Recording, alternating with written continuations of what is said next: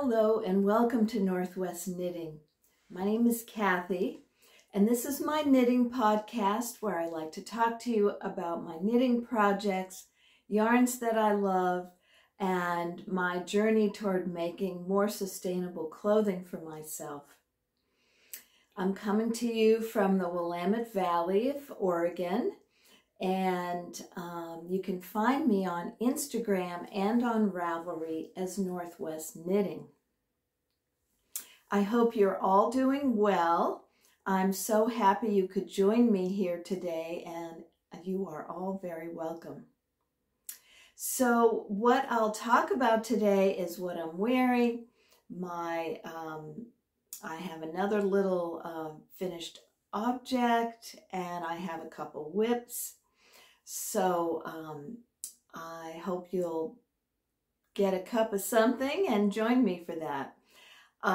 It's been a while since I've been here, so if you want to stay till after the knitting, I will talk about a little bit of life stuff and probably a couple book recommendations. So anyway, thank you so much for coming, and as always, I really appreciate your comments, and thanks so much for the people who are subscribing and keep coming back. So I'm really looking forward to this. I haven't done it in a while. Let me tell you about what I'm wearing. This is the Peerie Shop Cardi made into a vest. So the Peerie Shop Cardi is from the Grand Shetland Adventure Knits, and it's by Mary Jane Mucklestone. And I decided I wanted to make it tunic length and make it a vest. And also I was determined to use Lettlopi yarn from my wool pantry. And even though I did use all this yarn from my stash, I still have all that, and as well as a little bit more. So anyway, it was great to make something out of this. I do love the yarn. It's 100% Icelandic wool if you're somebody who hasn't run into it before. And it's single ply and very lofty and light. I mean, this just wears, it just weighs nothing. It's just very, very light. Now, Mary Jane Mucklestone, a number of years ago, they did a bang out a stopover, and it was a sweater designed by Mary Jane in Lettlopi with a yoke. It was bottom up. It was a pullover, and it was knit at a very loose gauge. Now, and so is this. And so the Peerie Shop Cardi is designed to be at 13 stitches for every 4 inches. And for comparison, you might be familiar with the Maya Cardigan by Helene Magnuson, and that is knit at 18 stitches. So it's quite a big difference. I have done several now at this looser gauge, and I love the finished result. I have had a little bit of wear in the sleeves, a little bit more than I might at a denser gauge. And I'll also talk about this elbow sleeve issue, gauge density, when I talk about one of my whips. But anyway, it is really light. It's super quick, of course, if you're knitting it on at this loose gauge, and it's a fun pattern. So let me show you. I showed it to you once before. She used some really fabulous colors there.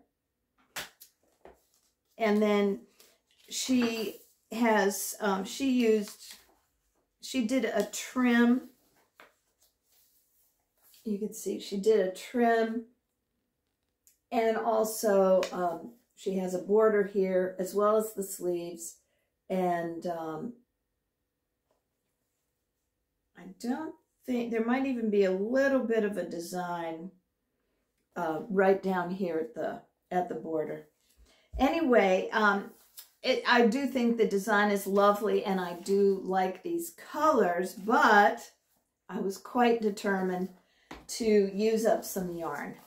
So I like this black color quite a bit. It's Black Heather 005, and then I've used a couple of different colors in here.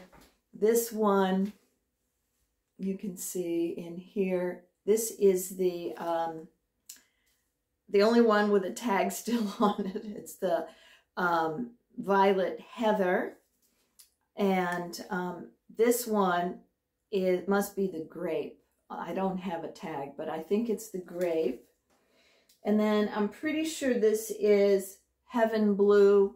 There's a tiny bit, you can see a little bit of blue. And then finally, this is 054, I think, and it's pretty white. I love this other, this is the light ash, I think. I really like this one quite a bit, hair match. But I ended up going with this. I was a little afraid it would pop too much, but I think it's okay. So anyway, I enjoyed doing these colors. Oh, and I forgot the Royal Fuchsia, which has a few little bits here and here. So Royal Fuchsia. So anyway, it's a quick knit. I really enjoyed it. It's a Steek. And it's my second Steek. The first one I did is also a design by Mary Jane. And this is called the Soul Bean Cardi.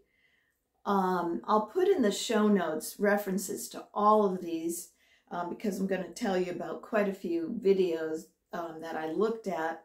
But this one is the Soul Bean, and I did this in 2019.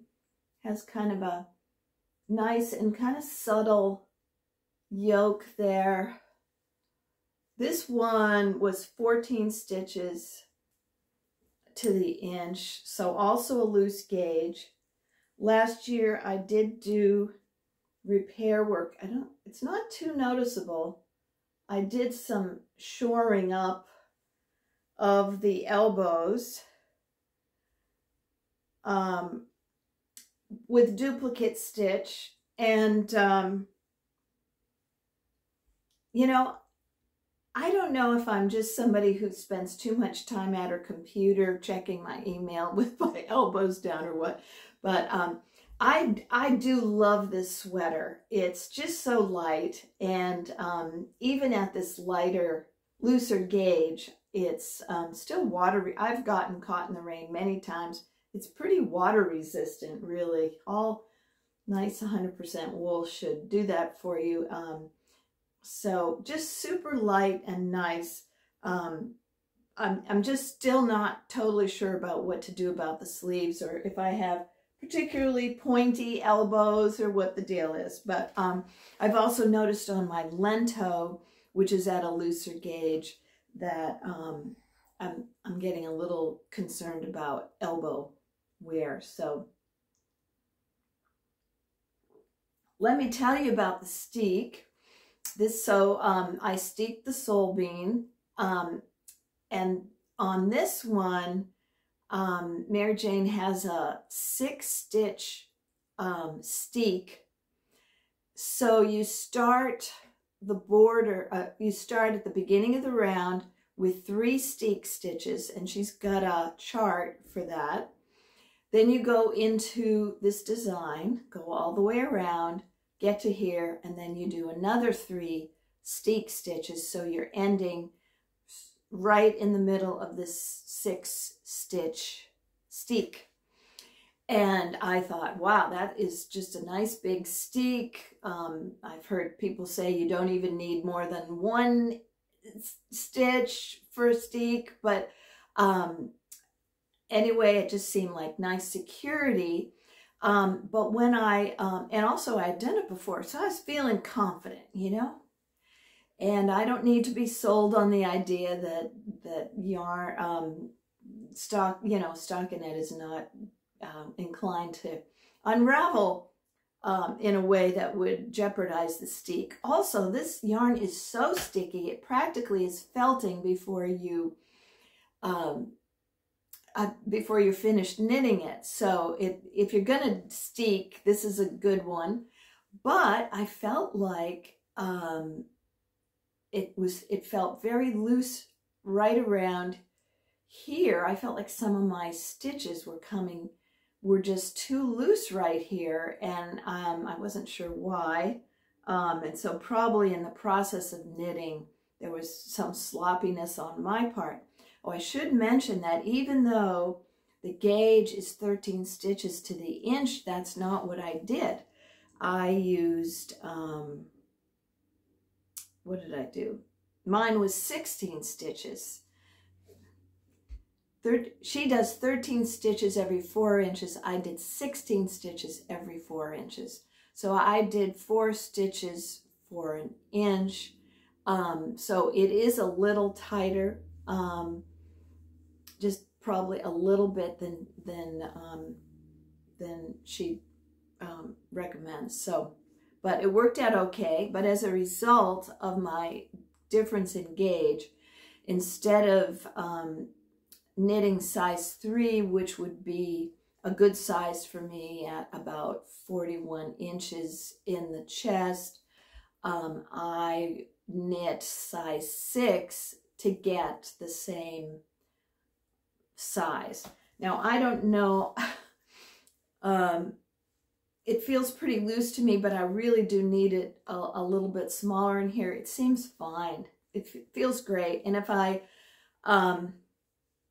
am on the fence about keeping it as a vest. I wanted a vest because in the winter, it can get too, unless it's very, very cold, it can get too hot in the house with long Lettlopi sleeves. But I really, so I wanted this as something I pop over my leggings in the winter, because I'm often going out. Well, not often enough, apparently, but if I'm going to an exercise class or I'm wearing leggings for any other reason, then it covers up. It's really nice that way. So, okay, let me finish with the Steek before I get too distracted. So I did have some concern about the if the Steek would be okay, given that I had some very loose yarns, particularly the white and the fuchsia somewhere here were really loose.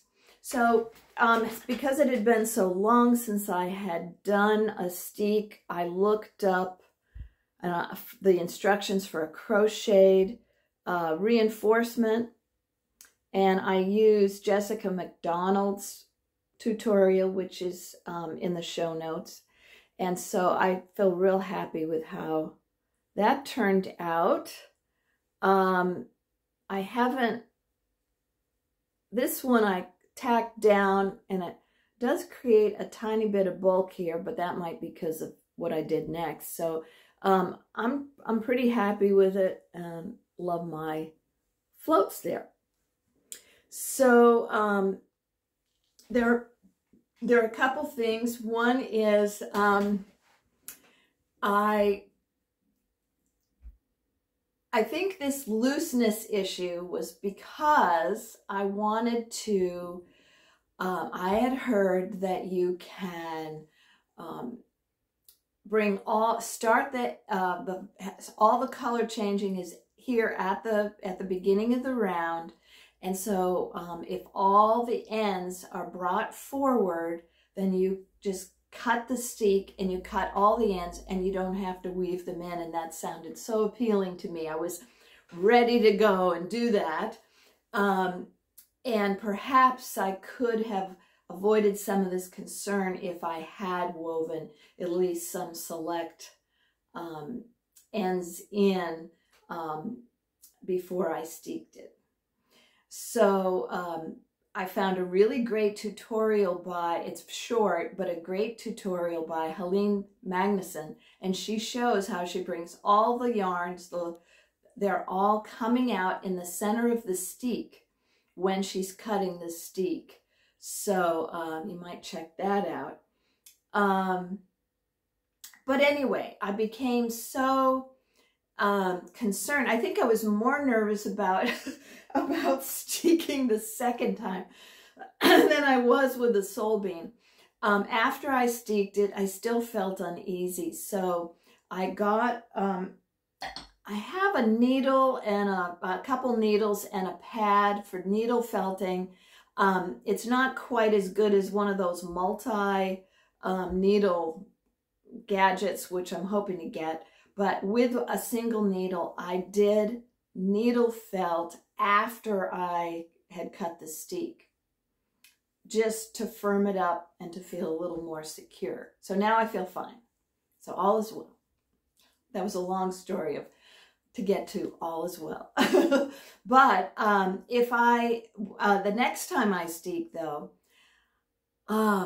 especially if I had such a nice big wide steek as the one that Mary Jane has in this pattern, and I would love to needle felt it, because you would feel so much less stressed cutting through felted fabric than even the crocheted reinforcement.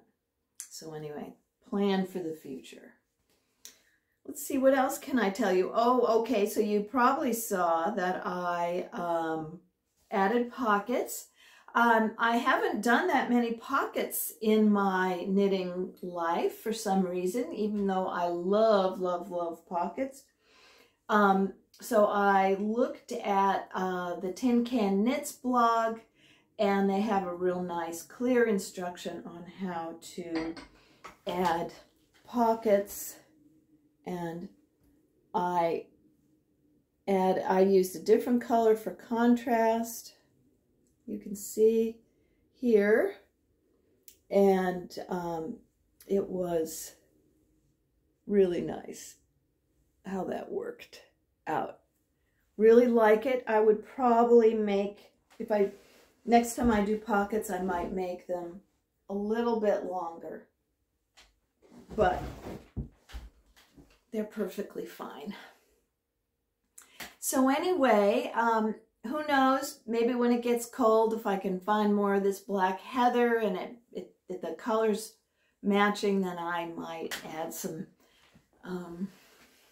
sleeves to this. But for right now, it's really nice, and it is a very handy garment. And if you've been here before, you know I've kind of talked about this, wanting a tunic length vest. So anyway, that has been done. Okay. My next project I am so excited about. This is the third time I have knit the Dog Star sweater by tincanknits. And because it's tincanknits, it's in every color you can imagine, knit in DK weight yarn. And I knit size 1 to 2, and here it is. What do you think? Is that just not the greatest?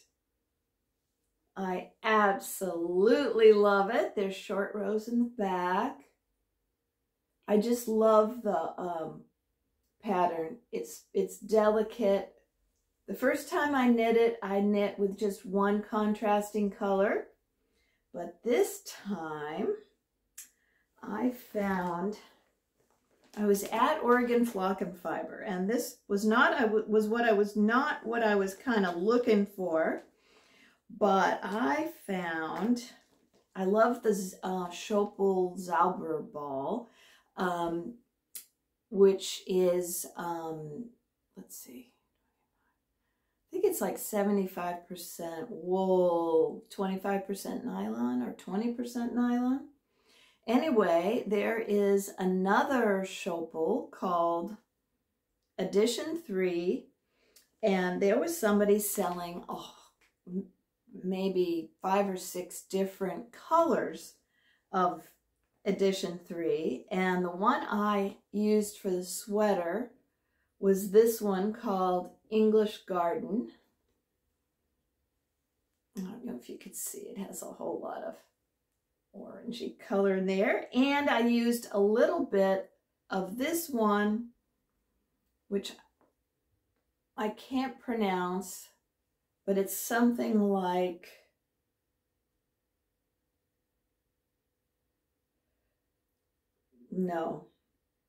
Geruchtelkuka.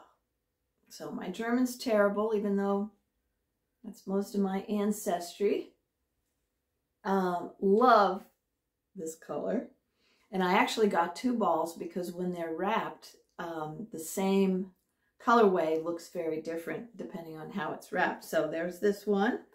I ended up doing a little bit of cutting so you could see it really comes out to a lot of colors. Now, this is the recipe for disaster and waste if I don't use these up, but these little balls. But hopefully I will I want to make another one of these sweaters. But here's some of the other colors I got. This one is Strand Cafe. This one is Ipanema Beach. And these are 100% merino wool with no nylon, but they are superwash. And then this one do I know it? It's Blauschlier. Whoop. It's a very nice color. And this one I don't have the name, but you would have a lot of fun going on a website looking for edition 3. So I saw these and I immediately thought, oh, baby sweater yoke. So anyway, I have to remember to use these. And I am hoping to make another one in the main color I had here for this one was, this is Berroco Ultra Wool DK, and this is the Rosemary colorway, which is just a wonderful green. It really doesn't have, it's not blue, but it doesn't have much yellow in it. It's just such a wonderful green. And oh gosh, I thought about it going with all kinds of combinations here initially. I thought something, I just was going nuts here, but when I found these colors, it just really hit the spot for me. So this is a superwash 100% wool, and I bought some, oh my gosh, quite a few years ago now, from the Websters in Ashland, and I have some in purple, and I think it would be really fun to use some of these same colors, but with the purple.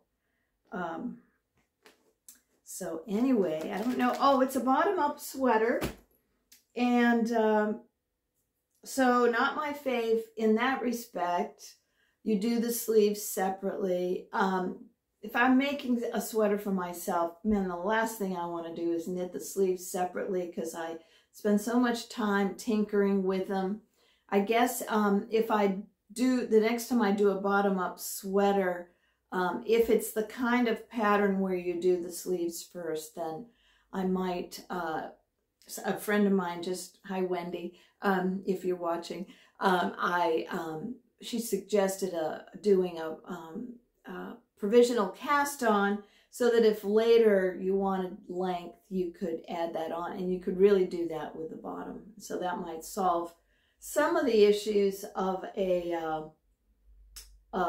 bottom-up sweater. But for a child, I really wasn't worried too much about how this was going to fit. Just, I did want to make sure it went over her head. I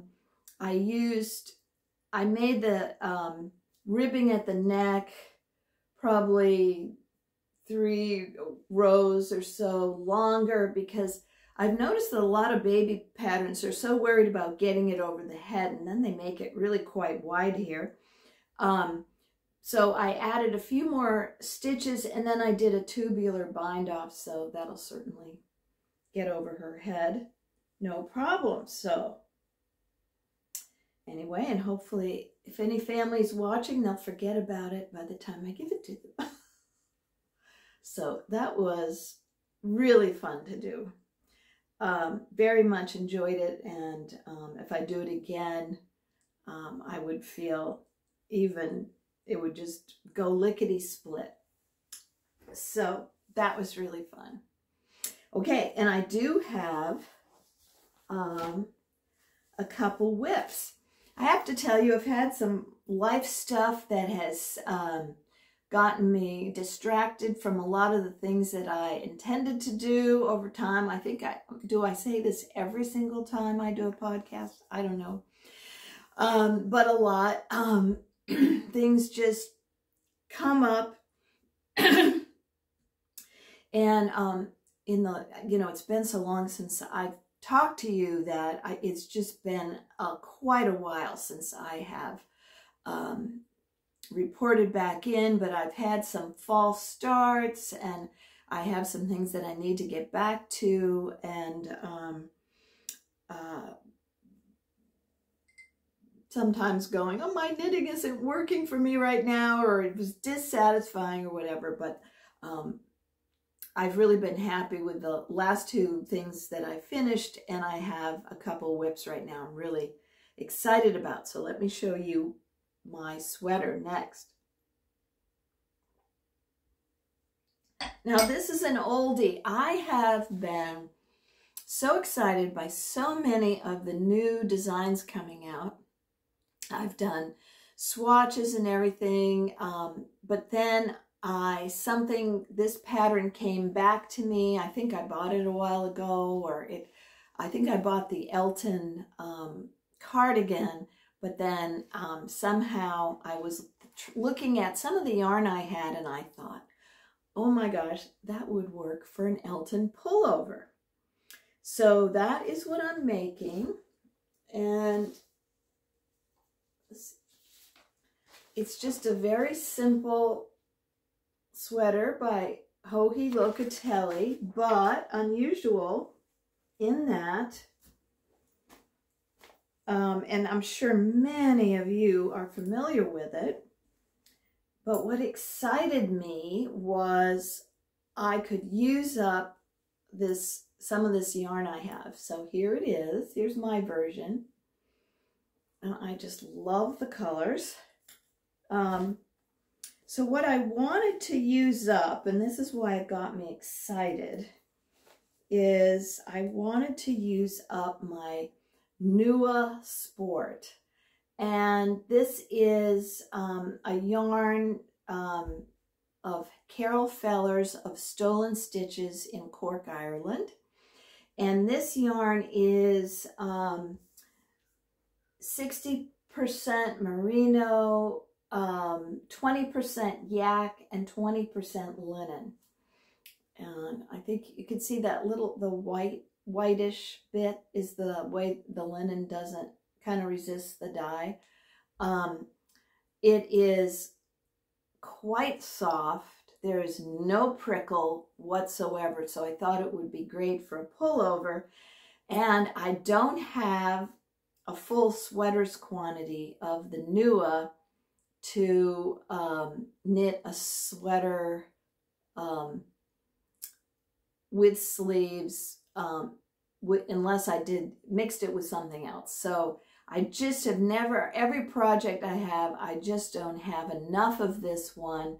Or sometimes I'm on the edge and it's a bottom-up sweater, it makes it harder for me to play around with the yardage. So this is the Nua Sport in Late Night Blues, I believe. Late Night Blues. So love the color. Right up my alley. And I am holding it with Greenwood Fine Fluff in Cobalt. And no, this is not the color I used for my garden cardigan, but it is not too far off.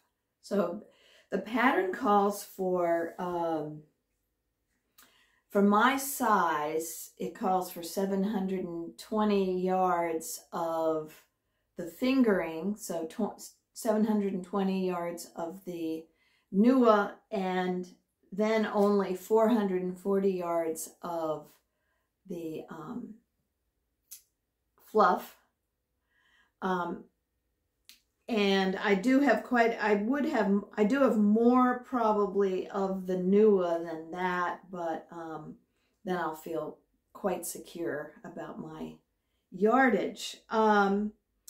So I'm going to be able to finally use up that Nua, and which I got, I think, in Coos Bay, maybe, or Reedsport or Coos Bay on the coast.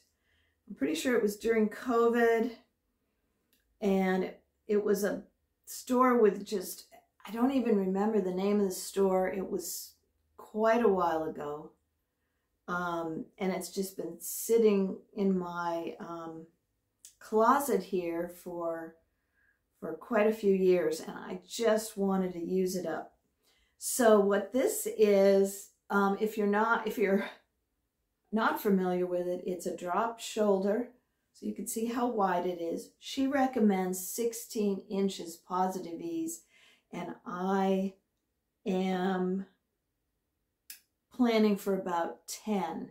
So if you look at the project page, you'll see, I mean, there are a lot of people who've done this, and there's a lot of discussion about what size to make, and a lot of people have chosen to make a sweater with less ease.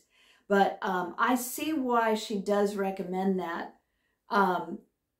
It's just super light and airy. It's not like making a DK or worser weight sweater with a, very oversized. This is just super light and thin, and with the mohair, it's let's see if I can show you. It's just so, I'll probably be wearing a camisole under this. But I think the 48 inches will be okay, and if I need to, I can add a few. I have increased at least once after the sleeves. So what you do is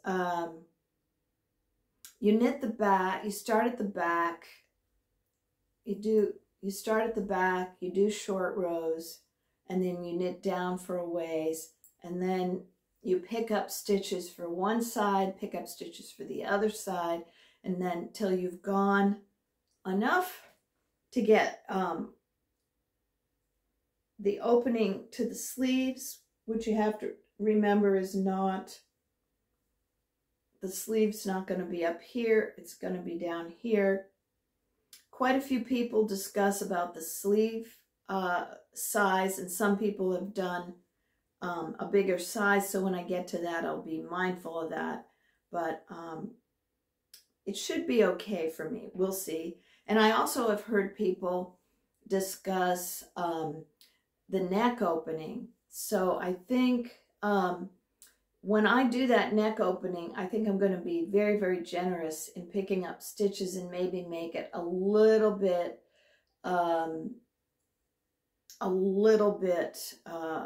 maybe more stitches than recommended, just based on what other people are saying. Because I mean, a crew neck is nice, but I don't want to feel choked. So some people did have issues, but it might have to do though with what yarn you use.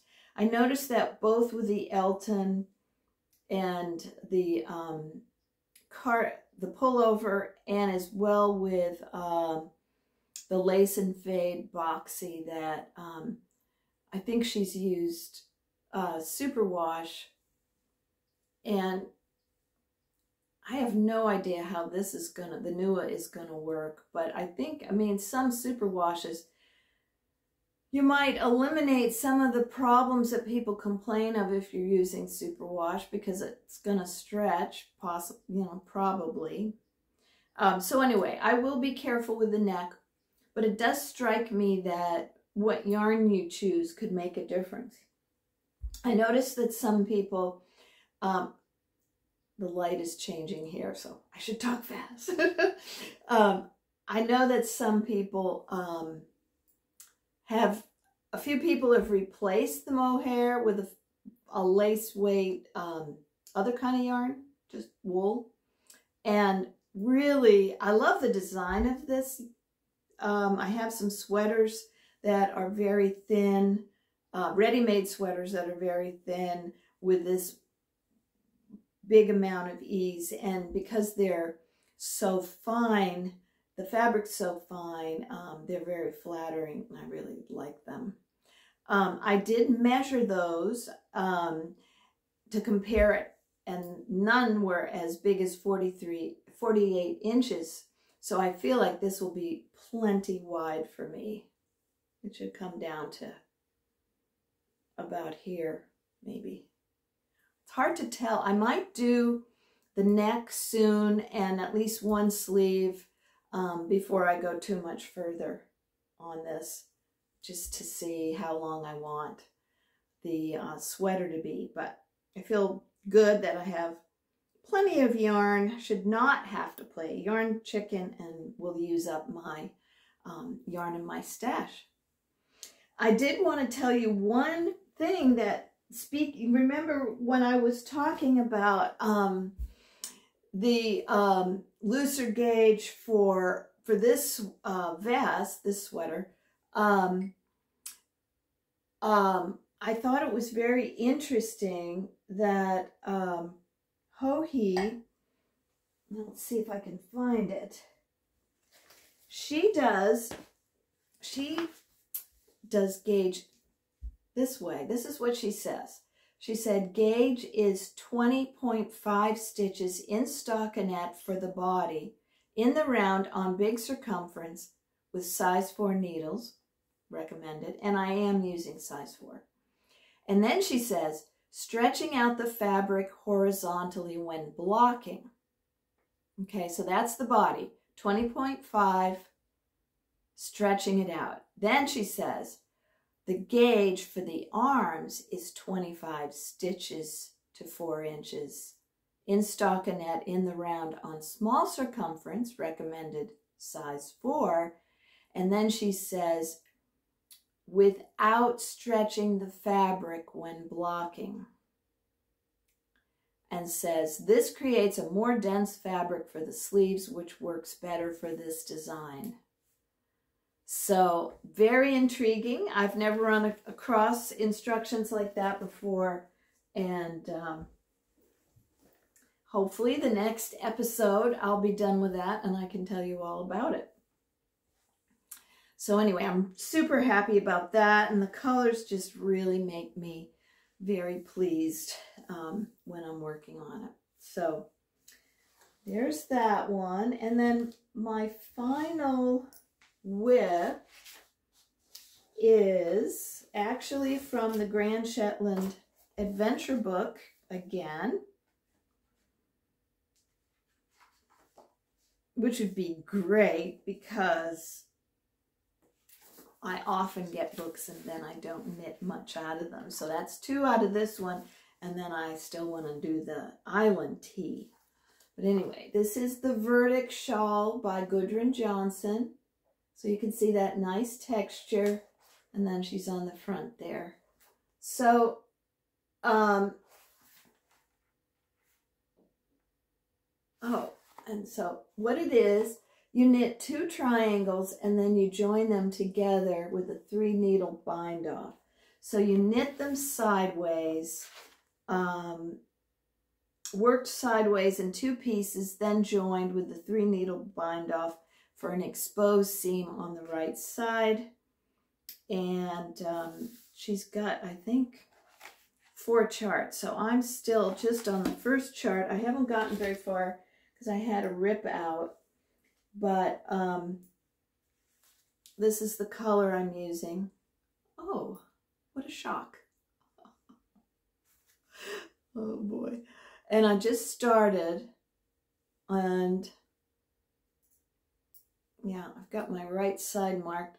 The only hesitation I'm having, I feel fine about it, but I'm having a little hesitation about whether my, you know, that yarn over in the design, this looks bigger than it should be. I didn't think so at first, but now I'm looking at it going, is it really meant to be that big? So I'll have to think about that. She used Jamieson's Shetland Spindrift, and she says you need 800 yards. And I am using a North American Shetland wool, the Elemental Jorstad Creek Artisan, well, Jorstad Artisan Yarns Elemental Effects. And I was in a yarn store and I saw a small shawl in this color as a sample in the store, and I was just, whoa, it just looked so great. And for me, it would go so many things. And so I got a few skeins of this color. They didn't have enough, but when I was deciding what color to make for this shawl, I thought, oh, I want to do the red plum. So I did end up getting some. It's like the other Shetland wools, the fingering weight wools. It's a small amount in each skein. It's 118 yards. Anyway, I was very happy to find that, and I actually do have more of it in my stash that I think would match in case I need it, but I should be okay. So is there anything else with that one? I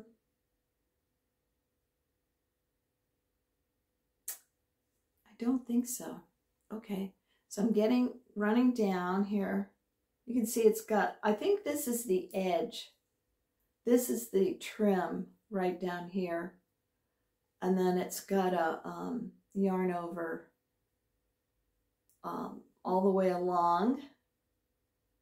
And then, I don't know, isn't that, it's awfully big. What do you think? Maybe not. Anyway,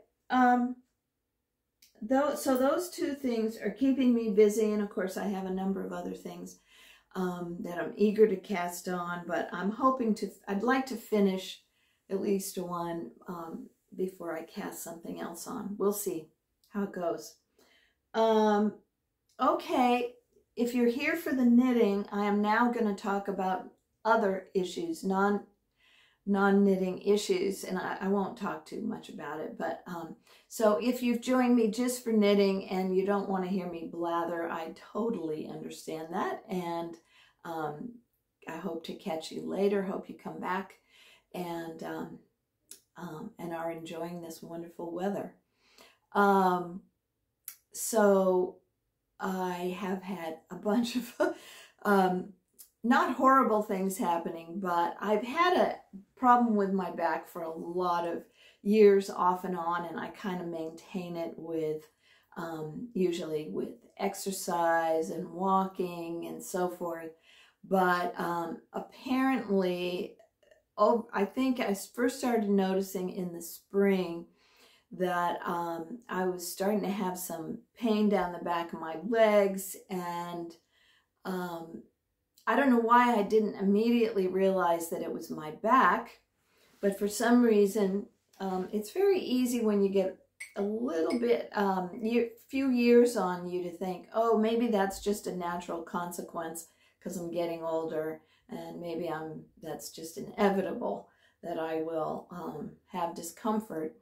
And if you ever are thinking that, I urge you to just go get treatment, get to the bottom of it. because there's no reason to live with things. And so anyway, that's what I'm doing. I went to my doctor, got referred to a physical therapist, and I've worked for about 3 weeks, and I have had a little bit of improvement, but not what was expected. So they brought in the senior PT, and he said, no long walks, no Pilates, and here's a cane. And the deal is that I am crooked, that I apparently have been leaning to the left a little bit, and that has been throwing off my hips and thus the gait. And so now I am really working at being centered, and also I haven't noticed it. I haven't had the body awareness to realize, oh, I am leaning to the left. So the cane is to get me to press down on the right side and straighten up. I also have some exercises that are challenging, and on Thursday I am going to have to start going to the pool and doing a course of water therapy exercises that on my own. And then hopefully that will make some shifts. So this has all just come up in the last 3 days. I am feeling a tiny bit of improvement since doing this, but I was not happy. And also, of course, I'm not supposed to sit more than 15 minutes, so I'm violating the rules right now. So I'm going to wrap it up real soon. But, you know, these sweaters didn't get knitted while I was, and, you know, and it's kind of like I'm not supposed to walk too long, but not sit too long. And it's, so anyway, I'm feeling more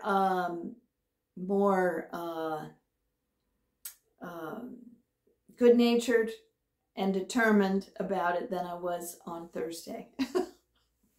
So anyway, there's that. And then the other thing is I do have a couple books to recommend. I've had some good books and a few more on the horizon, so I'm really happy about that.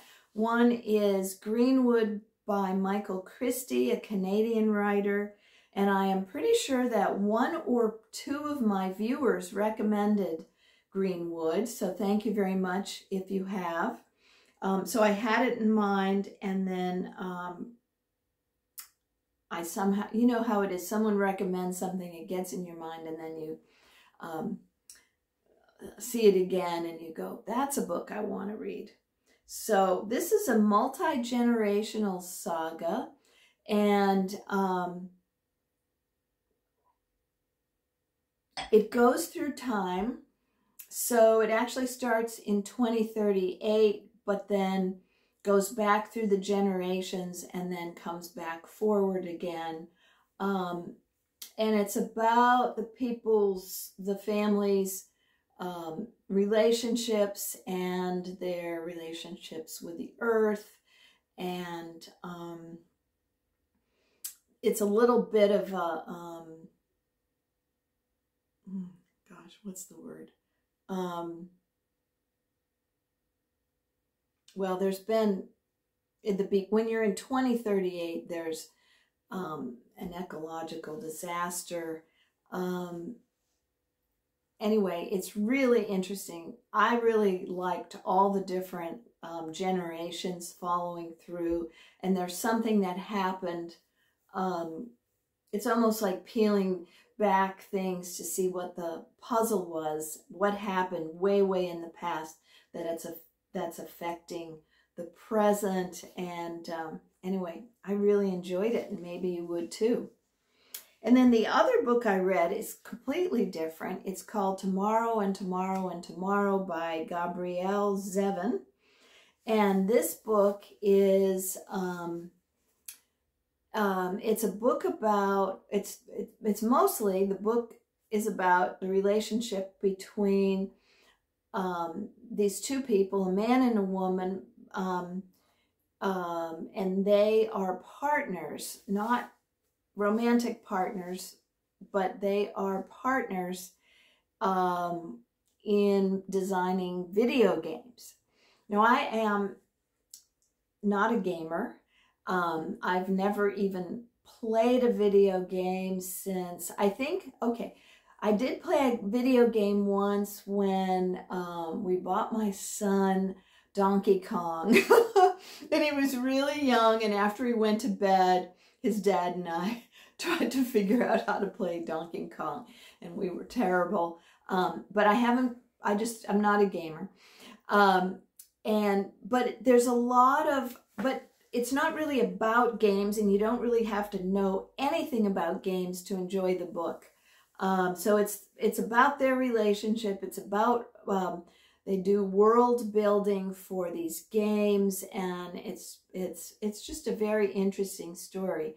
I came across it because the New York Times did a list of 100 the best books of the century thus far, and there was all kinds of discussion and disagreement about the books selected, and even more so the books omitted from that list.